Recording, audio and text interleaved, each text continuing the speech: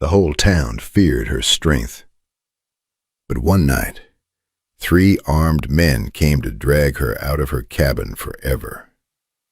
Then a mysterious cowboy rode through the darkness and stood beside her when no one else would. What happened after that changed both their lives forever. Watch the full story till the end and follow our page for more powerful Western stories. Before we start the story, tell me in the comments, where are you listening from, and what time is it right now? The wind moved slowly across the valley that morning, carrying dust through the narrow streets of Cowboy. The town always woke early, but it never truly felt alive. Not anymore. Most people moved quietly, kept their heads down, and avoided trouble whenever they could. But inside the forge near the edge of town, trouble had never frightened Leanne. The heavy sound of hammer striking iron echoed through the building again and again. Sparks burst into the air each time her hammer came down. Heat rolled across the room like waves from a firestorm. Leanne stood beside the glowing metal with sweat running down her arms and neck. Her muscles tightened with every strike. She wore a thick leather apron over a sleeveless work shirt darkened by ash and smoke. Her black hair was tied tightly behind her head, though loose strands stuck against her skin. She worked harder than most men in Cowboy, and that was exactly why the town feared her. Outside the forge, 2 women slowed their steps while passing by. "She works like an animal," one whispered. The other pulled her shawl tighter. "A woman should not live like that." Leanne heard them. She always heard them, but she never answered. The hammer fell one last time. The horseshoe finally bent into shape. Leanne lifted the glowing metal with tongs and pushed it into cold water. Steam exploded upward with a loud hiss. For a second, the room disappeared behind white smoke. Then silence returned. Leanne rested both hands on the work table and took a slow breath. The forge smelled of coal, iron, and sweat. It smelled like survival. The old wooden door creaked open behind her. Heavy boots stepped inside. Leanne turned carefully. A tall man stood near the entrance with dust covering his coat and boots. His brown hat shadowed most of his face, but his eyes stayed fixed on her. Not with mockery, not with fear, just quiet attention. Beside him stood a gray horse favoring one front leg. "You the smith?" the stranger asked. His voice sounded rough, like it had traveled many miles through dry land. Leanne nodded once. "I am." The man led the horse closer. "Lost a shoe near the ridge," he said. "Can you fix it?" Leanne crouched beside the horse immediately. Her rough fingers moved carefully along the hoof, checking for cracks and damage. "You rode hard," she said. "Far enough." She pulled a horseshoe from the wall rack, tested the size, then tossed it aside. "Wrong fit." The stranger leaned quietly against a wooden post while she worked another piece of iron over the fire. Most men stared at her with discomfort. This man watched her hands, watched her strength. "You always work alone?" he asked. "Yes." "No family?" "No need." He studied her for another moment. "You don't mind people staring?" The hammer stopped for the briefest second. Leanne did not look at him. "They don't come to watch the work," she answered quietly. The hammer struck again.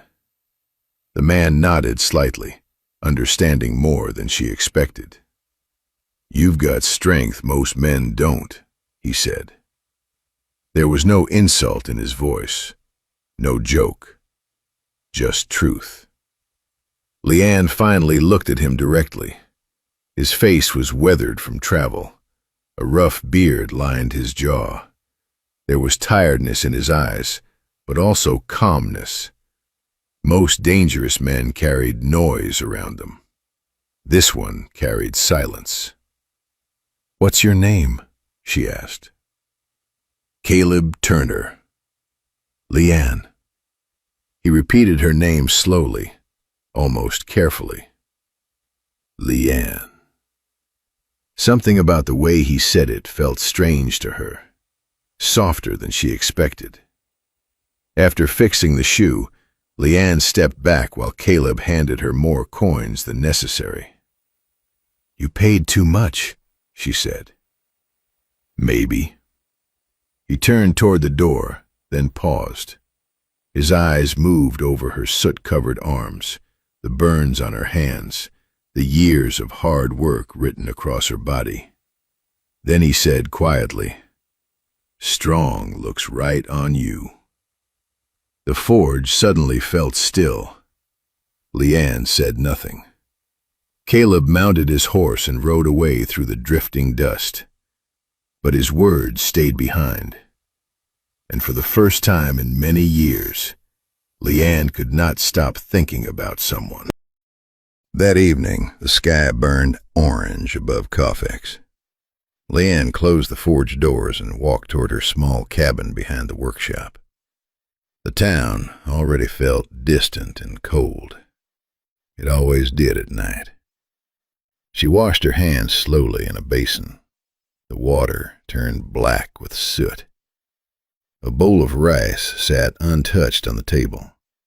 But before she could eat, she heard footsteps outside. Several of them. Slow, careful. Her body stiffened instantly. The footsteps stopped outside her cabin. Then a low voice came from the darkness. "Stay inside, Leanne." Another voice laughed softly. "Next time we won't miss." A loud crash hit the cabin door. Wood cracked sharply. Leanne stood up without panic. Fear no longer controlled her life. Not after everything she had survived before reaching Cofex years ago. She moved toward the back wall and pulled a long iron rod from behind a hanging cloth. Heavy, solid, deadly. Outside, the men shifted again. "Come out!" one shouted. Leanne stayed silent. Her breathing remained calm. Then, suddenly, hoofbeats thundered toward the cabin, fast. The men outside cursed. "Go!" Bootsteps scattered into the darkness. The hoofbeats stopped outside her home. A knock followed. Firm. Single. "Leanne," a familiar voice called. "It's Caleb." She hesitated only a moment before opening the door. Caleb stood there breathing hard from the ride. Sweat darkened his shirt beneath his coat. His eyes immediately noticed the crack in the door. "You all right?" he asked. "I had it handled." He glanced toward the iron rod in her hand. "I can see that." Without waiting for permission, he stepped inside and examined the broken wood carefully. "They'll come back," he said quietly. "Yes." "And you're staying?" "Yes." Caleb looked at her for a long moment. "Then I'll stay too." Leanne frowned slightly. "You don't know me." "I know enough." "You don't owe me anything." He pulled a chair beside the door and sat down calmly. "I'm not settling a debt," he answered. Then he rested his hat on his knee and added simply, "I'm staying." Something inside Leanne shifted at those words, not because she needed saving, but because nobody had ever chosen to stand beside her before. Hours passed quietly. The lantern burned low while wind moved outside the cabin walls. Caleb remained alert near the door while Leanne finally ate a few bites from her bowl. "You came fast," she said eventually. "Heard talk in town." "What talk?" "Elijah Boone." The name darkened the room immediately. Leanne's hands stopped moving. Caleb noticed. "He thinks you killed his brother." "I didn't." "I figured." She studied him carefully. "Why?" "Because you don't strike from shadows." For the first time in years, somebody believed her without demanding proof. Leanne looked down at the table. "His brother came to the forge drunk," she admitted quietly. 3 nights ago." Caleb stayed silent. "He tried to touch me." Her voice hardened slightly. "I warned him once." She paused. "He tried again." Caleb's jaw tightened. "I stopped him." "How bad?" "He left breathing." Caleb nodded slowly. "Then somebody else killed him." "Yes." Outside, wind rattled against the cabin. Caleb stood and looked through the small window into darkness. "They'll bring more men next time," he said. "I know." "You should leave town." Leanne immediately shook her head. "No." "Why?" Her eyes lifted toward him. "This is my ground." The words came quietly, but they carried years of pain behind them, years of fighting, years of surviving alone. Caleb stared at her for a long moment. "You don't run," he said. "No." "You don't hide." "No." Something almost like admiration crossed his face. "Good," he answered softly. Then a loud creak sounded outside. Both of them froze instantly. Bootsteps approached the cabin openly this time, not hiding anymore. A rough voice shouted from outside. "Elijah wants the truth tonight." Another voice followed. "And we'll drag it out of her if we have to." A heavy object slammed into the door. The crack widened. Dust fell from the frame. Caleb stepped beside Leanne, not in front of her, beside her. The second hit shattered part of the wood. Leanne gripped the iron rod tighter.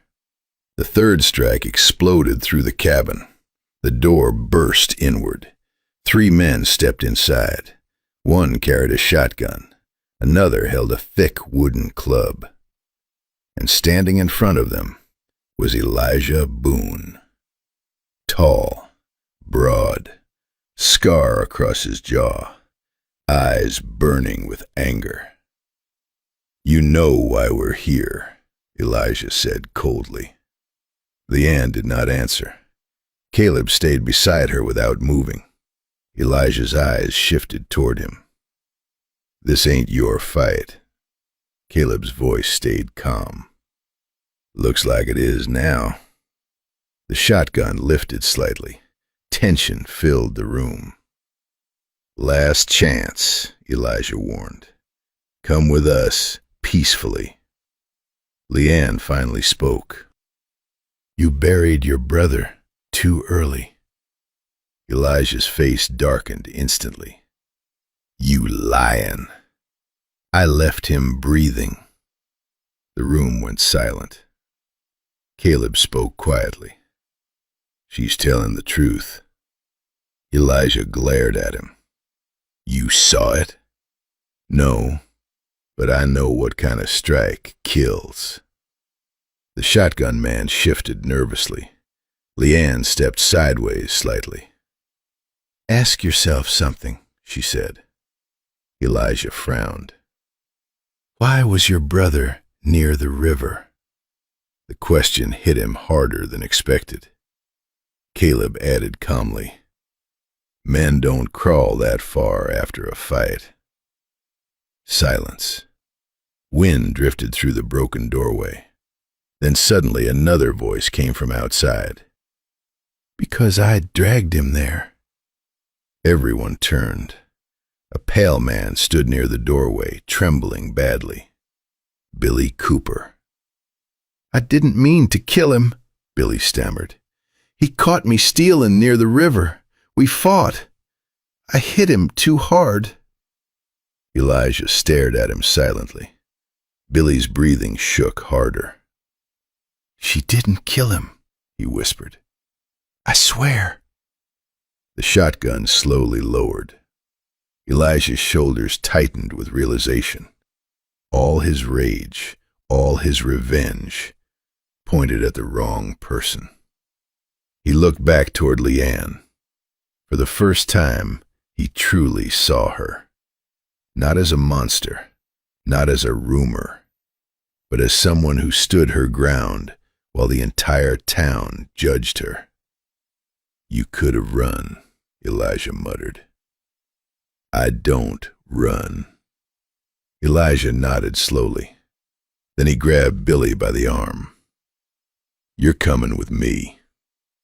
Without another word, Elijah and his men left the cabin. Their footsteps faded into the night. Silence returned again. Slowly, Leanne lowered the iron rod. Her hands finally relaxed. Caleb exhaled deeply beside her. The danger had passed. For now. Leanne walked toward the broken door and lifted part of the shattered wood. Before she could steady it alone, Caleb stepped beside her and held it in place. Their hands brushed briefly. Rough skin against rough skin. Neither pulled away quickly. For a second, the world outside disappeared. No fear. No town. No judgment. Just warmth. You'll need to fix this, Caleb said quietly. I will. He picked up his hat slowly, then looked directly into her eyes. I meant what I said earlier. Leanne's heartbeat slowed strangely. He never repeated the words. He didn't need to. Strong looks right on you. This time, she understood what he truly meant. Not muscles, not fighting, not survival. He admired the person she had become after surviving everything meant to break her. Caleb stepped outside and mounted his horse. You stayin' in Cofex? She asked. For a while. The lantern light touched his face softly. Then he rode slowly into the darkness. Leanne remained standing in the broken doorway long after he disappeared. Cold wind moved across her skin. Behind her waited the forge. Ahead of her waited the town that had spent years fearing her. But something had changed tonight. For the first time since arriving in Cofex, Leanne no longer felt alone. And somewhere far out in the darkness, distant hoofbeats echoed once more beneath the endless western sky. Thank you so much for watching this story all the way till the end. If you enjoyed it, please hit the like button and share it with your friends. It really helps us a lot. If you want to watch more exciting stories like this, don't forget to subscribe our page right now. Tell me in the comments, where are you listening from and what time is right now? And if this story touched your heart, please send some stars. Every single star gives us huge motivation to keep creating more amazing videos for you. See you in the next story. Take care of you, friends.